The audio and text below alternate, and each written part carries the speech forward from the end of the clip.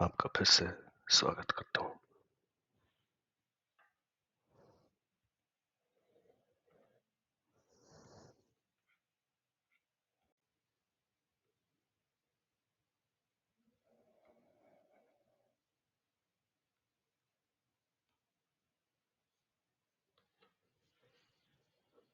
नमस्कार आप सभी को।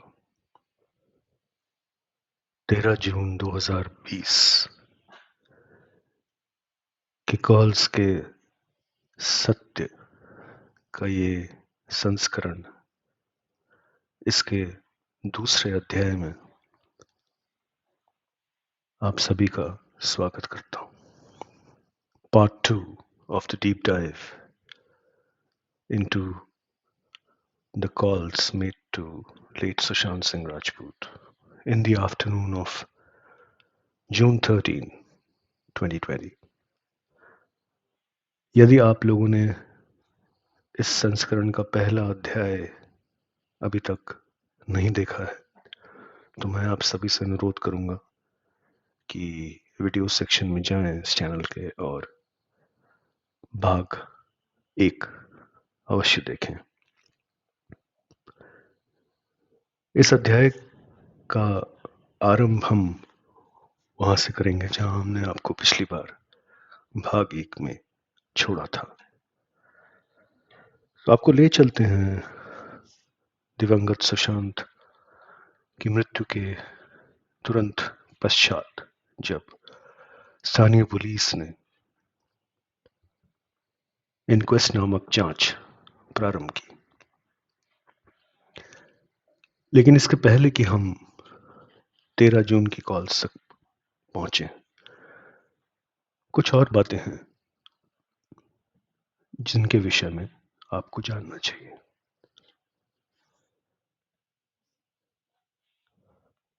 और इसी संदर्भ में हम दिशा की दिशा में जाते हैं। आप लोगों में से शायद कम लोगों को ये जानकारी होगी कि दिशा सालियान पहले क्वान नामक एजेंसी में कार्यरत थी। उसके पश्चात वर्ष 2019 में क्वान छोड़ने के बाद दिशा सालियान लगभग 8 महीनों तक किसी कंपनी के साथ कार्यरत नहीं थी। वो कई लोगों के साथ जुड़ के सेलिब्रिटी एंडोर्समेंट्स, यानी कि सेलिब्रिटीज को या टैलेंट को या आर्टिस्ट्स को अलग अलग ब्रांड्स के साथ या प्रोड्यूसर्स के साथ ये इस मेलजोल के काम में थी। और उसके पश्चात दिशा ने अक्टूबर 2019 में कॉर्नरस्टोन नामक एजेंसी में काम करना प्रारंभ किया। इस पूरी अवधि में जब वो अपना काम कर रही थी, उस अवधि में दिशा कई लोगों के साथ काम कर रही थी, जिनमें कि गौरी साहब और उनकी कंपनी एक्सीड, सांप जी और उनकी कंपनी लेजेंड ग्लोबल स्टूडियोज, और बम्बई ड्रीम्स यानी कि बंटी उर्फ सतवंत सिंह, और समीर बंगारा की कंपनी क्यूकी। इन सभी लोगों के साथ दिशा सालियान अपने फ्रीलांस स्टिंट में काम कर रही थी।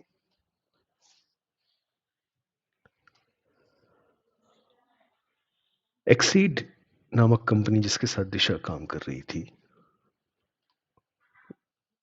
उसके पार्टनर, 3 पार्टनर्स में से गौरी साहब हैं। इसके अतिरिक्त गौरी साहब और लोगों के साथ और कंपनीज में भी पार्टनर या डायरेक्टर रह चुके हैं। कॉर्नरस्टोन के अतिरिक्त वो और कंपनीज में भी डायरेक्टर या पार्टनर रह चुके हैं। वो कॉर्नरस्टोन जो कि अब यानी कि आज से लगभग 4 वर्ष पूर्व ही धर्मा कॉर्नरस्टोन एजेंसी बन चुका है। गौरी साहब का सुशांत के साथ काम करने का जो संबंध है वो कई वर्षों से रहा है। जब सुशांत अपने प्रो टीम के साथ काम करते थे उस समय भी फिल्मों के लिए या एंडोर्समेंट्स के लिए वो गौरी साहब के साथ एसोसिएशन और काम करते थे।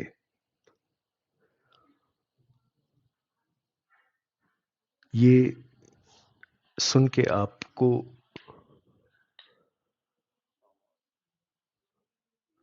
अगर आश्चर्य हो रहा है तो आश्चर्यचकित मत होइए। सुशांत के काफी एंडोर्समेंट्स, यहां तक कि जो सुशांत का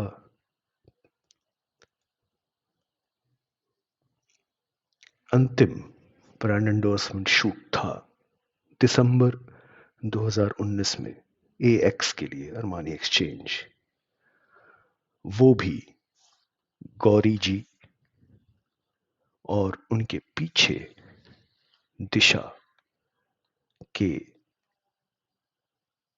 एसोसिएशन के द्वारा था। इस चित्र में जो लोग आपको दिख रहे हैं सुशांत के अतिरिक्त और गौरी जी के अतिरिक्त, वो महत्वपूर्ण लोग हैं। मुइज खान, वरुण बजाज, अली गोनी, इनके विषय में आगे हम अवश्य बात करेंगे।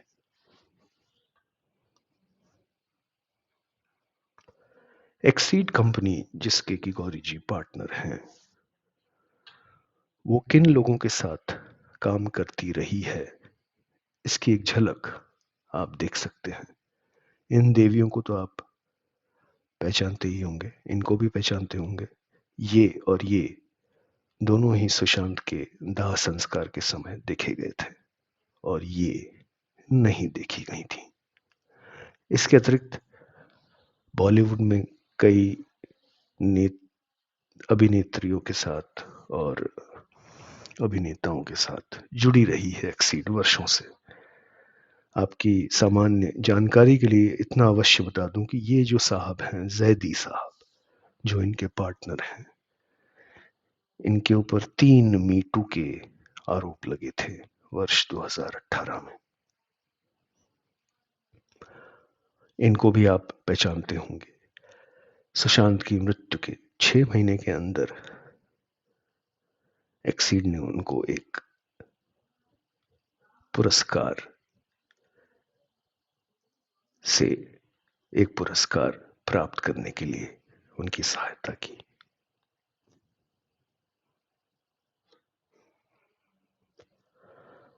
अब आइए चलते हैं वापस कि जब गौरी जी को CBI द्वारा बुलाया गया सितंबर 2020 में,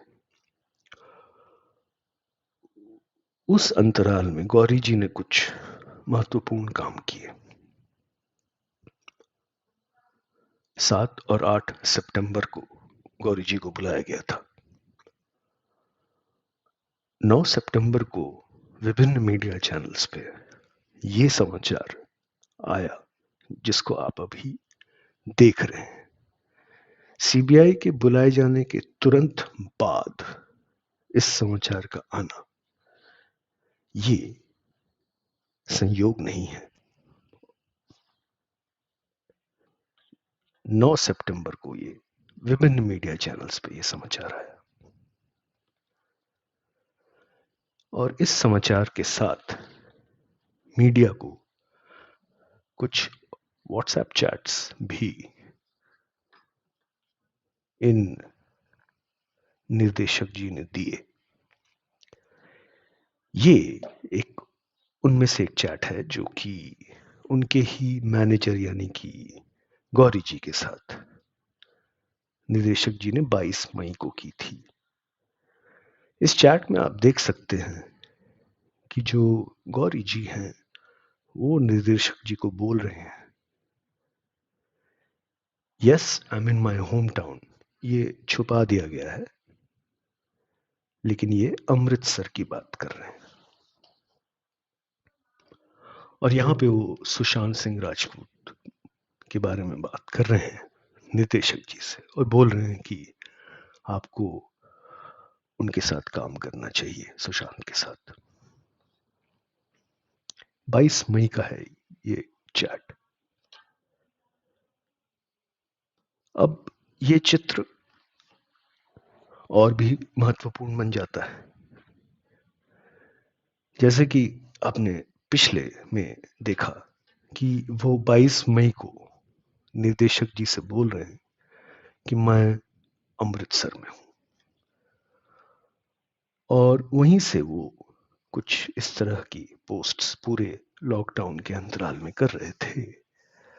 परंतु अचानक अप्रैल 21 के बाद 2 माह तक या तो उन्होंने कोई पोस्ट किया नहीं, या फिर किया तो वो हटा दिया गया।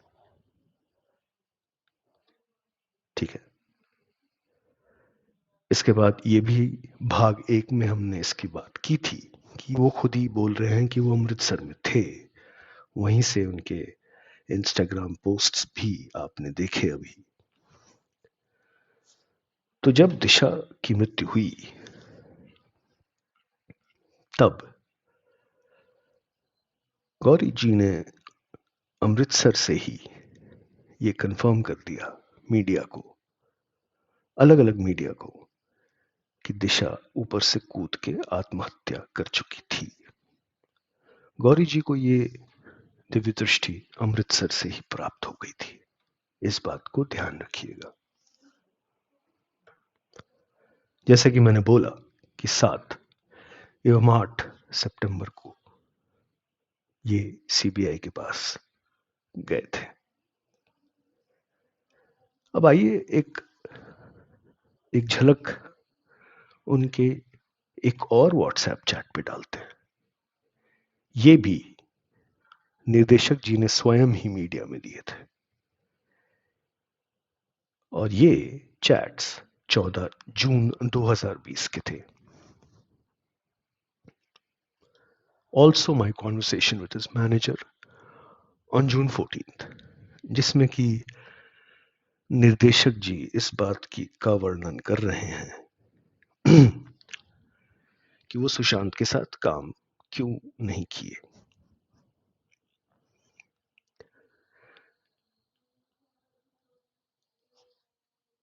इसके अतिरिक्त उन्होंने थोड़े और ज्ञानवर्धक ट्वीट्स भी किए कि सिर्फ रिपब्लिक को मत देखिए, हम लोग सुशांत को अच्छे से जानते थे और इसीलिए हम रिया के साथ खड़े हुए हैं। जो महत्वपूर्ण बात यहाँ पर यह है, हमें निर्देशक जी के ज्ञान से कोई मतलब नहीं है। जो महत्वपूर्ण बात यह है कि ये चैट्स भी 9 सितंबर को मीडिया में दिए गए,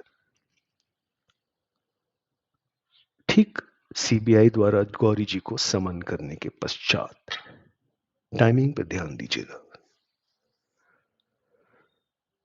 तो यदि गौरी जी मुंबई में थे 14 जून को, तो वो अपने मित्र, पुराने सहयोगी सुशांत के घर पे क्यों नहीं आए माउंट ब्लैंक पे, या 15 जून को उसके दाह संस्कार पे नहीं आए, न ही कूपर हॉस्पिटल में दिखे। वर्षों से काम कर रहे थे ये सुशांत के साथ, बहुत अच्छे से जानते थे। तो अगर वो मुंबई में थे तो वो क्यों नहीं आए? उनको इतना समय तो था कि निर्देशक जी के साथ इतनी लंबी चौड़ी चैट्स कर रहे हैं। और समय पे ध्यान दीजिएगा, ये 14 जून दोपहर के 3:42 3:42 PM इंडियन स्टैंडर्ड टाइम, यानी कि जब एम्बुलेंस की गाथा चल रही थी माउंट ब्लैंक में, ये उस समय के चैट्स हैं। तो गौरी जी के पास, अगर वो मुंबई में थे, तो उनके पास इतना समय तो था कि लंबी चौड़ी चैट्स कर रहे हैं, परंतु इतना समय भी नहीं था और नहीं मंशा थी कि वो अपने पुराने सहयोगी एवं मित्र की मृत्यु के अवसर पर या तो उसके घर चले जाएं, या उसके दाह संस्कार पे चले जाएं, या एक बार अस्पताल चले जाएं। ऐसा उन्होंने नहीं किया।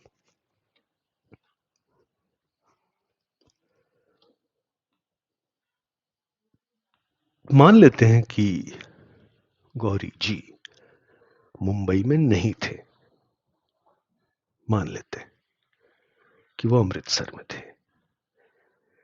25 जून को प्रकाशित इस समाचार में आप देख सकते हैं, 25 जून 2020 कि 15 जून से लेकर 25 जून तक पुलिस ने 23 लोगों से पूछताछ कर चुकी थी, 23 पर्सन्स, और इन 23 लोगों में से एक गौरी जी भी थे। तो 15 से 25 जून को ये समाचार प्रकाशित हुआ, यानी कि 15 से 24 जून, इस अंतराल में किसी एक दिन, मान लेते हैं कि इस अंतराल में 18 से 25, इस 5-6 दिन के अंतराल में गौरी जी स्थानीय पुलिस के पास अपना स्टेटमेंट दर्ज कराने के लिए गए थे। यदि वो गए थे तो पहला प्रश्न तो ये उठता है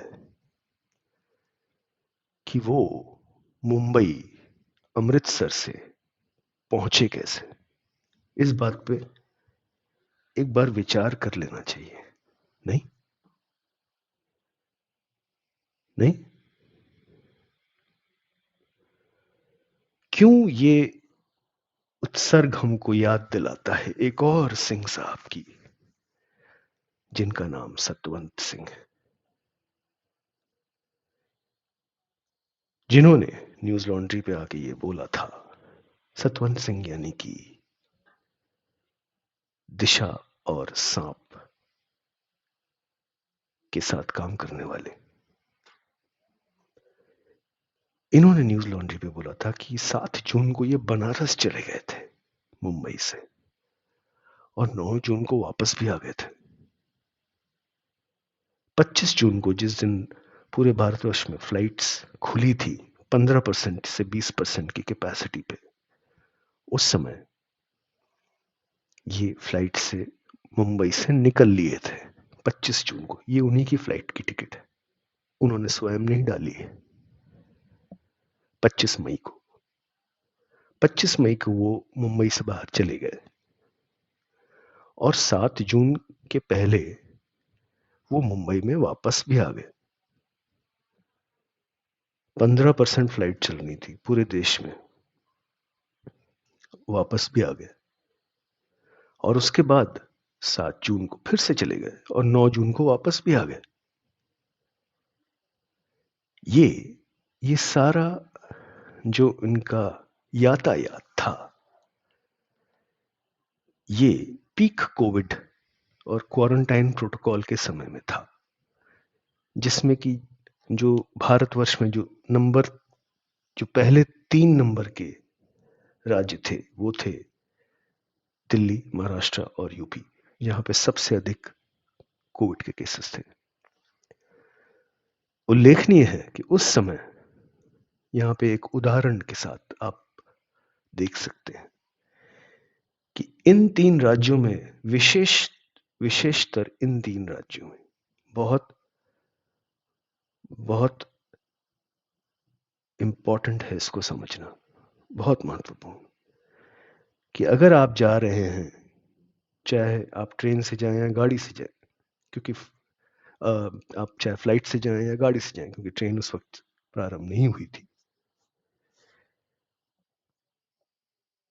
आपको 14 दिन का क्वारंटाइन और कोविड टेस्ट दोनों कराने पड़ेंगे। अगर आपका कोविड टेस्ट आपके पहुंचने के 6 दिन के बाद कोविड टेस्ट अगर आप कराएं और उसका रिजल्ट नेगेटिव आए,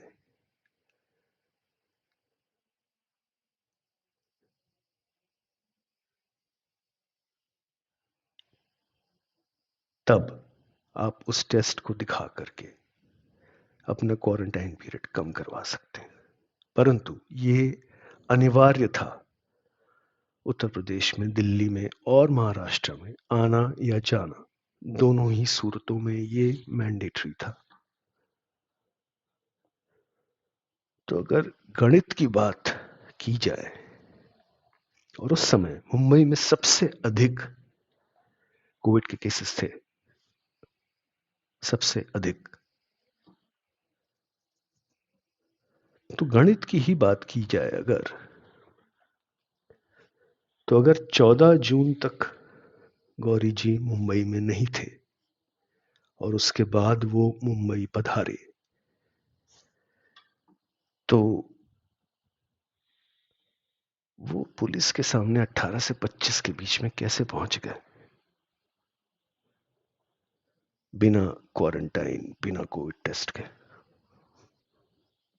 ये गणित जुड़ नहीं रही है।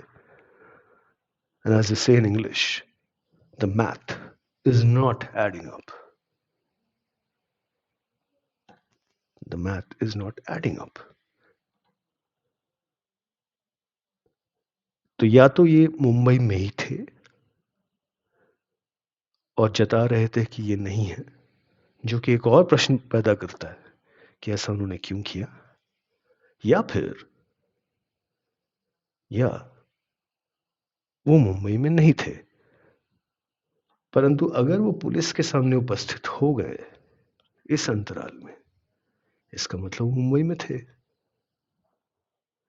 क्योंकि कोरोना टेस्ट और क्वारंटाइन के बाद इस अंतराल में उनका स्टेटमेंट दर्ज करा देना असंभव है। अन्यथा ऐसा हो सकता है कि उन्होंने बहुत विशेष अधिकारों के साथ बिना क्वारंटाइन या कोविड टेस्ट के मुंबई में एंट्री कर ली, जो कि एक और प्रश्न पैदा करता है कि उनके लिए नियम क्यों नहीं लागू हुए, या सतवंत सिंह के लिए जैसे लागू नहीं हुए थे। विशेष अधिकार थे गौरी जी के पास और सतवंत सिंह जी के पास।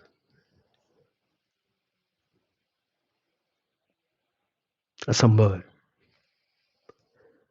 असंभव है कि नियम कानून के अनुसार वो 18 से 25 की अवधि में अपना स्टेटमेंट रिकॉर्ड कराने पहुंच गए मुंबई।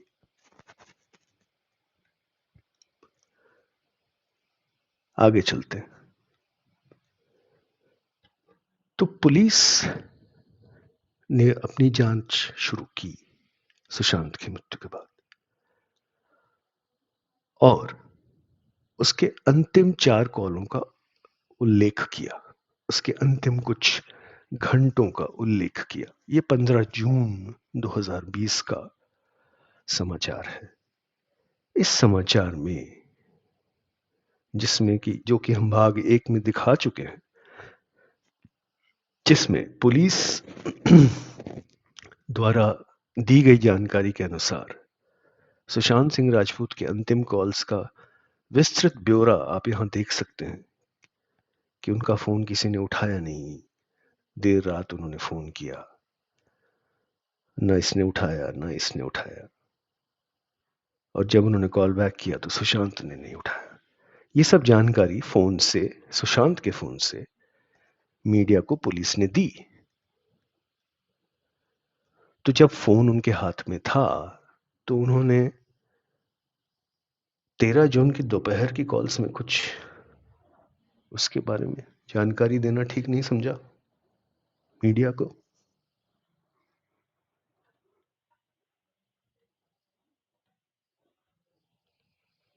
इतना ही नहीं, 16 जून 2020 का समाचार,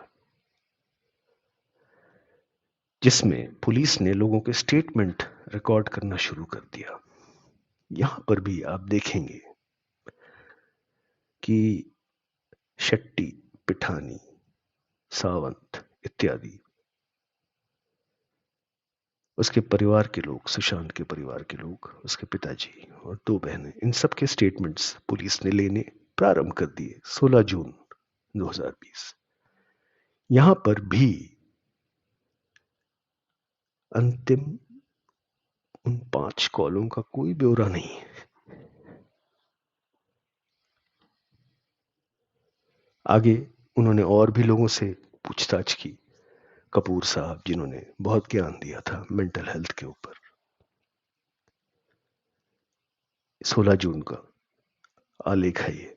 इसमें भी आपको 13 जून के उन 5 कॉल्स का कोई विवरण नहीं मिलेगा। इसके अतिरिक्त सुशांत की मुंबई स्थित बहन को उन्होंने बताया कि ये उपस्थित थी जब दरवाजा खोला गया, जबकि परिवार ने बहुत स्पष्ट तरह से बोल दिया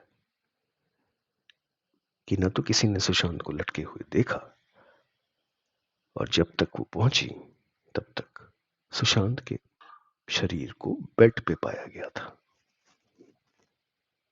16 जून 2020 की बात हो रही है। 18 जून को चक्रवर्ती जी को आमंत्रण दिया गया।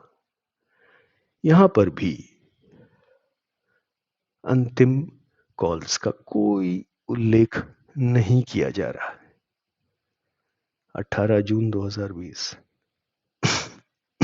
को छाबड़ा जी को बुलाया गया, और ये कड़ी चलती रही। भंसाली जी को बुलाया गया, शानू शर्मा को बुलाया गया। 4 जुलाई 2020 पर 13 जून की कोई भी बात नहीं कर रहा है। अंततः फाइनल पोस्टमार्टम रिपोर्ट भी आ गई, बता भी दिया कोई फाउल प्ले नहीं है, सब कुछ हो गया। परंतु जिस व्यक्ति ने 13 जून की दोपहर को उसको फोन किया या सुशांत ने बात की, उस पूरे विषय में कोई बात हो ही नहीं रही है।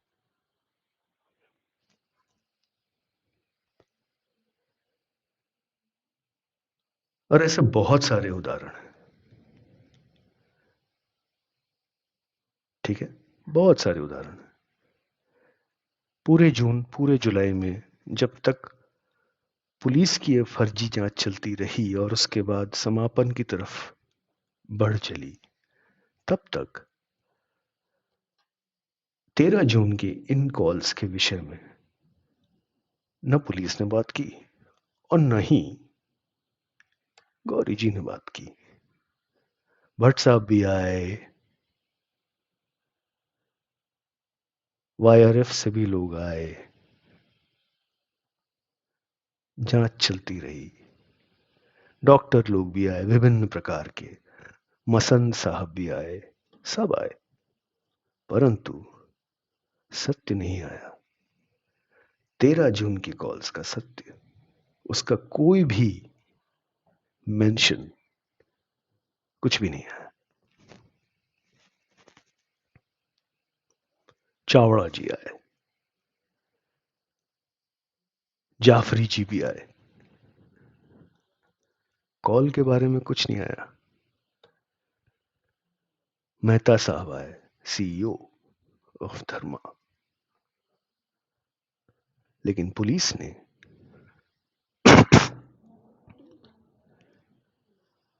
जो अंततः सुशांत ने आखिरी बार किसी से बात की होगी उन कॉल्स के बारे में कुछ भी बोलना कहीं पर भी उचित नहीं समझा।